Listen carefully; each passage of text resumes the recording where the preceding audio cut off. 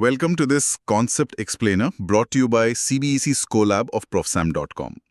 आज हम unit 12 atoms का एक बहुत इंपॉर्टेंट टॉपिक समझने वाले हैं, the line spectra of the hydrogen atom.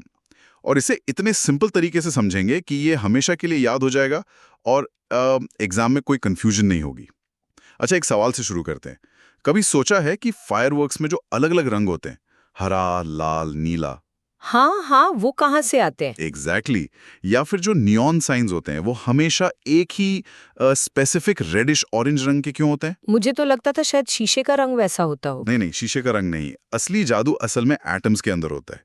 और सबसे सरप्राइजिंग बात यह है कि हर एलिमेंट जैसे सोडियम या नियॉन का अपना एक यूनिक कलर सिग्नेचर होता है। कलर सिग्नेचर मतलब लाइट का फिंगरप्रिंट? एग्जैक्टली, एक लाइट का फिंगरप्रिंट। आप नियॉन गैस को किसी भी ट्यूब में डालो, वो देगी रेडिश ऑरेंज लाइट ही। यही एटॉमिक स्पेक्ट्रा का कमाल है। इसका कोर आइडिया बहुत सिंपल है। जब हम किसी एलिमेंट की गैस को गर्म करते हैं तो वो व्हाइट लाइट की तरह सारे रंग नहीं निकालता। तो फिर वो सिर्फ कुछ खास फिक्स्ड कलर्स की लाइट लाइंस ही एमिट करता है, जिनके बीच में डार्क गैप्स होते हैं। अच्छा, सिर्फ कुछ लाइंस? हाँ, और ये पैटर्न हर एलिमेंट के लिए यूनिक होता है, जैसे हर इंसान का फिंगरप्रिंट यूनिक होता है। इसे समझने के लिए चलो एक पियानो की एनालॉजी लेते हैं। ठीक है। एक पियानो सिर्फ वही नोट्स बजा सकता है जिनके कीज मौजूद हैं, है ना? हाँ, सी और डी के बीच का कोई नोट नहीं बजा सकता। एग्जैक्टली। वैसे ही हाइड्रोजन एटम भी लाइट के कुछ फिक्स्ड नोट्स या कलर्स ही एमिट कर सकता है। वो अपनी मर्जी से कोई भी रैंडम कलर नहीं निकाल सकता। मतलब फिक्स्ड कलर्स ही पॉसिबल है? हाँ, ये फिक्स्ड कलर्स ही उसकी स्पेक्ट्रल लाइंस हैं। अब चलो इसका एक मेंटल पिक्चर बनाते हैं। ओके। इमेजिन करो कि एटम के न्यूक्लियस के चारों ओर एक लैडर है, मतलब एक सीढ़ी जिसके रंग्स यानी डंडे फिक्स्ड पोजीशंस पर हैं। ठीक है, एक सीढ़ी। और ये रंग्स हैं एनर्जी लेवल्स।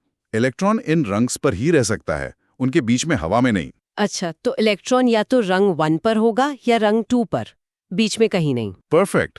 अब जब हम एटम को एनर्जी देते हैं तो इलेक्ट्रॉन जंप करके किसी हायर रंग पर चला जाता है, ऊपर चला जाता है। हाँ, लेकिन वो वहां अनस्टेबल होता है और वापस लोअर रंग पर गिरता है। और जब वो नीचे गिरता है तब?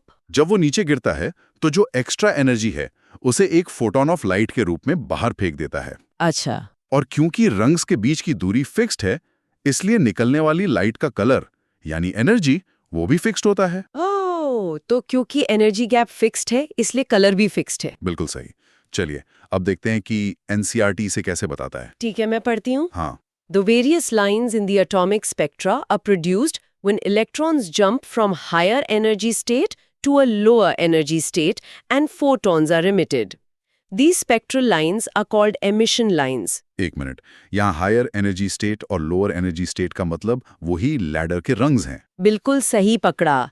हायर एनर्जी स्टेट मतलब ऊपर वाला डंडा और लोअर एनर्जी स्टेट मतलब नीचे वाला डंडा। अब इसे स्टेप बाय स्टेप समझते हैं। जी। पहला, हाइड्रोजन एटम में इन एनर्जी लेवल्स को नंबर्स दिए गए हैं, n=1, n=2, n=3 and so on. ठीक है। n=1 सबसे निचला रंग है जिसे ग्राउंड स्टेट कहते हैं। Okay, ground state. अब जब कोई इलेक्ट्रॉन किसी भी हायर लेवल मतलब n=2, 3, 4 कहीं से भी जंप करके n=1 पर आता है तो जो स्पेक्ट्रल लाइंस बनती हैं उनकी सीरीज को लाइमन सीरीज कहते हैं। ये हाई एनर्जी लाइंस होती हैं और अल्ट्रावायलेट यानी यूवी रीजन में आती हैं, जिन्हें हम देख नहीं सकते। सही। अब दूसरा केस, जब इलेक्ट्रॉन किसी हायर लेवल से जंप करके n=2 पर आता है। n=2 पर? हाँ, n=2 पर, तब बाल्मर सीरीज बनती है और ये लाइंस विजिबल लाइट रीजन में आती हैं। अच्छा, तो यही वो रंग है जिन्हें हम देख सकते हैं। एग्जैक्टली। यही वो हाइड्रोजन का फिंगरप्रिंट है जो हमें दिखाई देता है। Hope everything is clear so far. This concept explainer is from profsam.com, that is profsam.com। और इसी तरह जब इलेक्ट्रॉन n=3 पर आकर गिरता है तो पाशन सीरीज बनती है जो इंफ्रारेड मतलब IR रीजन में होती है, जिसे भी हम नहीं देख सकते। करेक्ट। चलो एक सिंपल एग्जांपल देखते हैं। मान लो हमें हाइड्रोजन स्पेक्ट्रम में 656 nm वेवलेंथ की एक रेड लाइन दिखती है। ठीक है, एक लाल लाइन। हमें पता करना है कि ये इलेक्ट्रॉन के कौन से जंप से बनी। तो हम कैसे पता करेंगे? हम रिडबर्ग फॉर्मूला इस्तेमाल करेंगे।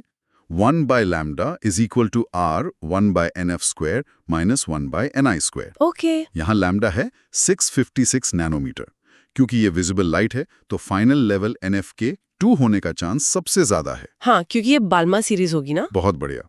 तो जब हम NF = 2 और लैम्डा = 656 नैनोमीटर रखकर सॉल्व करते हैं तो इनिशियल लेवल Ni की वैल्यू 3 आती है। मतलब इलेक्ट्रॉन n = 3 से n = 2 लेवल पर कूदा। एग्जैक्टली। ये बाल्मर सीरीज की पहली और सबसे फेमस लाइन है जिसे H अल्फा लाइन कहते हैं। H alpha line. हाँ, और ये कॉन्सेप्ट हमें बोर्स मॉडल को समझने में हेल्प करता है, जो हमारा अगला टॉपिक है। बोर ने ही समझाया था कि ये एनर्जी लेवल्स आखिर एग्जिस्ट क्यों करते हैं। अब कुछ कॉमन मिस्टेक्स देखते हैं जहां मार्क्स कटते हैं। Okay, silent killers. हाँ, पहली गलती, स्टूडेंट्स सोचते हैं कि हाइड्रोजन स्पेक्ट्रम की अलग-अलग लाइंस हाइड्रोजन के अलग-अलग आइसोटॉप्स या इम्प्यूरिटी से आती हैं। मतलब उन्हें लगता है कि रेड लाइन एक तरह के हाइड्रोजन से आती है और ब्लू लाइन दूसरी तरह के। नहीं, बिल्कुल, जबकि सही बात यह है कि सारी लाइंस एक ही प्योर हाइड्रोजन एटम से आ सकती हैं। एक ही एटम से। हाँ, अलग-अलग लाइंस का मतलब है इलेक्ट्रॉन ने अलग-अलग रंग से जंप किया है, जैसे n = 3 से n = 2, जिससे रेड लाइन बनी, या n = 4 से n = 2, जिससे ब्लू ग्रीन लाइन बनी। परफेक्ट एटम एक ही है, बस जंप अलग-अलग हैं। अच्छा, तो एक ही एटम कई तरह के रंग निकाल सकता है, डिपेंड करता है कि इलेक्ट्रॉन कहाँ से कहाँ जंप कर रहा है। अब दूसरी गलती, स्टूडेंट्स को लगता है कि लाइमन सीरीज जो यूवी में है, बाल्मर सीरीज से कमजोर होती हैं क्योंकि वो दिखती नहीं है। हाँ, ये तो लॉजिकल लगता है, जो दिखेगा नहीं वो कमजोरी लगेगा। पर ये गलत है। सही बात यह है कि लाइन की इंटेंसिटी इस बात पर डिपेंड करती है कि कितने इलेक्ट्रॉन्स वो जंप कर रहे हैं, ना कि हम उसे देख सकते हैं या नहीं। ओह। एक स्ट्रॉन्ग यूवी लाइन जिसे इंस्ट्रूमेंट्स देख सकते हैं, एक वीक विजिबल लाइन से ज्यादा इंटेंस हो सकती है। मतलब इंटेंसिटी का विजिबिलिटी से कोई लेना देना नहीं है। बिल्कुल नहीं। चलो, अब इन सीरीज को ऑर्डर में याद रखने का एक सिंपल निमोनिक बताता हूं। बताइए। L B P B P, Lyman Balmer Paschen Brackett Pfund. ये फाइनल लेवल्स 1 2 3 4 5 के करस्पॉन्डिंग है। LBPBP, ठीक है, ये आसान है। और एक फिजिकल जेस्चर भी है। अपनी हथेली को सामने रखो, ओके। अंगूठा है n = 1 और उंगलियां हैं n = 2 3 4 5। ठीक है। अब दूसरे हाथ की उंगली से, किसी भी उंगली से, इंडेक्स फिंगर यानी n = 2 की तरफ इशारा करो। क्या? ये बाल्मर सीरीज का जंप है। अरे वाह, ये तो काफी आसान है याद रखने के लिए। और एक एसोसिएशन, बाल्मर सीरीज की रेड H अल्फा लाइन जो 656 नैनोमीटर पर है, वो इतनी इंपॉर्टेंट है कि एस्ट्रोनॉमर्स इसी लाइन को देखकर दूर की गैलेक्सीज में हाइड्रोजन का पता लगाते हैं। सच में? हाँ, और ये भी पता करते हैं कि वो गैलेक्सी हमसे दूर जा रही है या पास आ रही है। कमाल है। तो आज की चर्चा के 3 सबसे इंपॉर्टेंट एग्जाम सेव पॉइंट्स हैं। जी। पहला, हाइड्रोजन का लाइन स्पेक्ट्रम कंटिन्यूअस नहीं होता, बल्कि डिस्क्रीट लाइंस की सीरीज में ऑर्गेनाइज्ड होता है, जैसे लाइमन, बाल्मर, पैशन। ठीक है। दूसरा, हर सीरीज का मतलब है कि इलेक्ट्रॉन जंप करके एक particular final energy level NF पर आ रहा है। बाल्मर सीरीज के लिए NF = 2 होता है और ये विजिबल लाइट में आती है। Got it. और तीसरा, राइटबर्ग्स फॉर्मूला 1/λ = R × 1/NF², 1/Ni², हमें किसी भी जंप के लिए एग्जैक्ट वेवलेंथ कैलकुलेट करने देता है। और अंत में एक बात, सोचिए, एटम के अंदर होने वाले ये छोटे-छोटे जंप्स हमें यूनिवर्स के सबसे बड़े सीक्रेट्स बताते हैं। कैसे? जब हम दूर की गैलेक्सी से आती हुई H अल्फा लाइन को देखते हैं और पाते हैं कि उसकी वेवलेंथ थोड़ी बढ़ गई है, जिसे रेड शिफ्ट कहते हैं, रेड शिफ्ट, हाँ। तो यही ऑब्जर्वेशन हमें बताता है कि यूनिवर्स एक्सपैंड हो रहा है। वाओ, ये तो कमाल है। एक एटम के अंदर इलेक्ट्रॉन का एक छोटा सा जंप। और उस जंप से निकली रोशनी हमें बता रही है कि पूरा ब्रह्मांड फैल रहा है। The smallest of things explaining the largest of things. Exactly, एक छोटे से एटम का सीक्रेट पूरे कॉस्मोस का सीक्रेट खोल देता है। 12th CBSE फिजिक्स, केमिस्ट्री और मैथ्स में मैक्सिमम मार्क्स लाने के लिए विजिट profsam.com।